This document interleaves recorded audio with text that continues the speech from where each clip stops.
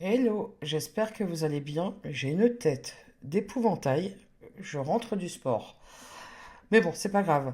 J'espère que vous allez bien aujourd'hui. Très heureuse de vous retrouver. Aujourd'hui, je vous viens avec une disparition. La disparition de Ryan Stuka. D'ailleurs, Cana Disparition l'a fait et je vous conseille d'aller voir sa vidéo car je pense qu'elle a un peu plus de détails que moi. Je vous mettrai le lien de sa vidéo là ou là, je sais pas, ou dans la barre de description, on verra bien. Je vous conseille vraiment d'aller voir parce que je pense qu'elle aura des détails que moi j'aurai pas. Bon, je vais pas plus tarder que ça. Je vous conseille de bien vous installer, de prendre un petit thé chaud ou un petit repas et c'est parti.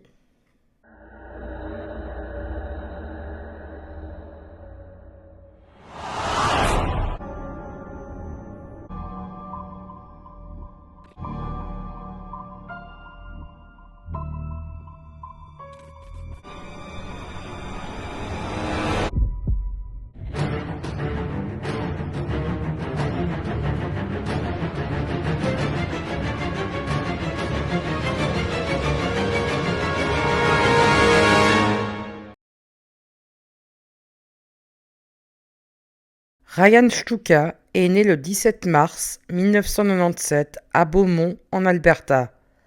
Il est le fils de Heather et Scott Stuka. Il a deux sœurs plus jeunes que lui. Ryan est décrit comme un garçon calme et facile à vivre. Il évitait les problèmes, car il n'aimait pas ça, mais il était capable de se débrouiller si cela était nécessaire. À l'école, Ryan était aussi un bon élève, sans problème. Il était aussi très proche de son chien qu'il aimait beaucoup, et il aimait bien le snowboard.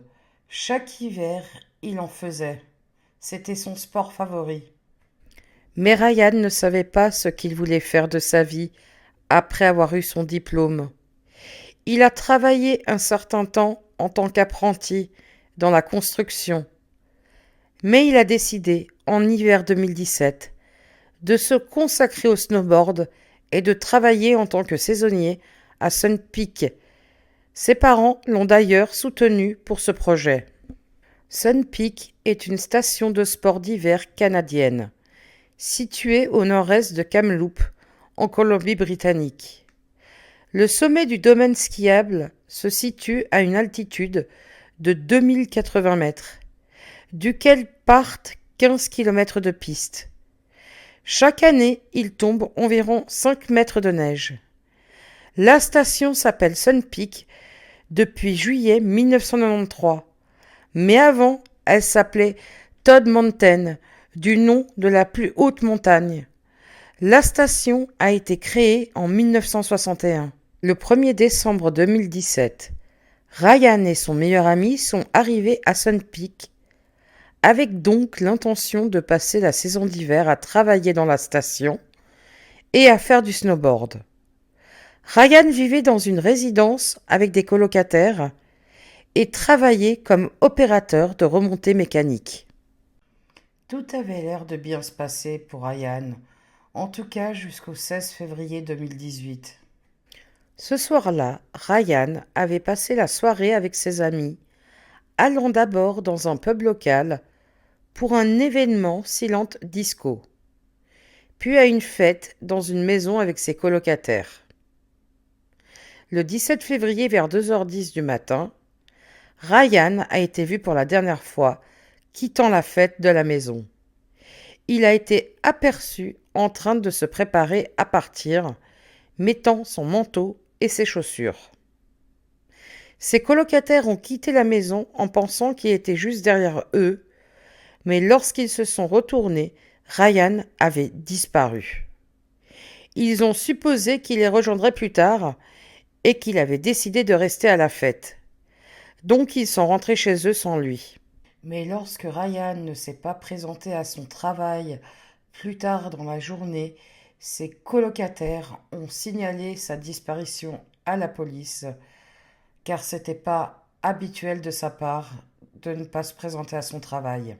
La police contacte rapidement son service cynophile. Ils ont emmené les chiens le long du sentier que Ryan aurait pu prendre en partant de la fête à chez lui, ainsi que d'autres chemins qu'il aurait pu prendre. Mais les chiens n'ont pas réussi à trouver sa trace. Entre-temps, les parents de Ryan sont mis au courant de sa disparition et décident de partir pour Sun Peak. Au total, il y a 9 heures de route.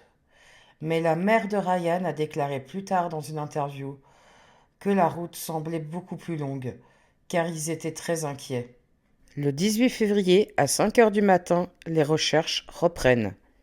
Les sentiers sont fouillés, les forêts et les montagnes entourant Sun Peak aussi. Les recherches vont durer plusieurs jours, jusqu'à qu'elles soient annulées. Car à ce moment-là, certains pensent que Ryan est tombé dans un ravin sur le chemin du retour. Et comme il y a eu des fortes chutes de neige les jours précédents, ils pensent que Ryan a été recouvert de neige et qu'il avait dû succomber au froid et à ses blessures. Les parents de Ryan, dévastés par cette nouvelle, ont pris la décision de mettre leur vie entre parenthèses et de rester à Sun Peak pour rechercher leur fils. Ils cherchaient partout dans la neige, même un minime indice, comme une chaussure. Des bénévoles se sont portés volontaires pour les aider. C'est le père de Ryan qui dirigeait les recherches. Ils attachaient des rubans aux arbres marquant les zones qui avaient été fouillées. Même des panneaux d'affichage ont été placés le long de la route. Mais rien. Tout le monde pensait qu'avec l'arrivée du printemps et la neige fondue, qu'un indice allait être découvert et qu'on allait localiser le corps de Ryan. Mais là aussi rien. Peu de temps après la disparition de Ryan, un homme dit avoir entendu une violente dispute entre deux hommes la nuit de la disparition de Ryan à 2 heures du matin. Un des hommes a hurlé à l'autre de monter dans la voiture. Mais la mère de Ryan a vérifié elle-même ce témoignage et a appris que le lieu de la dispute était situé à 20 minutes de la maison où Ryan a été vu pour la dernière fois et à l'opposé du logement de Ryan. D'ailleurs, la police n'a découvert aucune preuve d'un crime. De nombreux habitants de Sun Peak avaient leur propre théorie sur la disparition de Ryan. Certains disaient qu'il s'était égaré et avait succombé au froid. D'autres que Ryan a été heurté par une voiture, ou qu'il a fait une overdose mortelle, et que des personnes ont caché son corps par peur. Comme vous l'aurez compris, encore à ce jour, Ryan n'a pas été retrouvé. Si je devais donner ma théorie, moi je partirais du côté de l'accident. Que Ryan, en partant de la fête, il s'est peut-être trompé de chemin et qu'il a chuté et qu'il s'est blessé et que malheureusement il est décédé et qu'il a été recouvert de neige. Après, ce n'est que ma théorie. Voilà, moi je vais vous laisser gentiment. J'espère que cette vidéo vous a plu et je vous souhaite une bonne semaine à tous.